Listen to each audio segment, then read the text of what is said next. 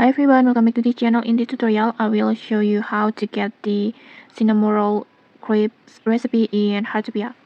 So, Heartopia right now has released a new Sanrio collaborations event, and with it comes several brand new food recipes, and one of them is the Cinnamoroll Crepes, and it's actually very easy to get it.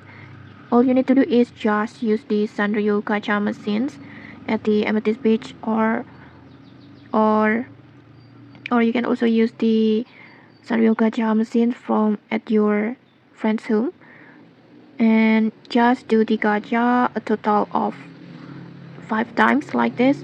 And then after you do the gacha 5 times, you can just head over to this event rewards page at the Sanrio character gacha machines menu, this menu, and then tap on event details, and then in here you can just claim the Cinnamoroll crepes recipe on here.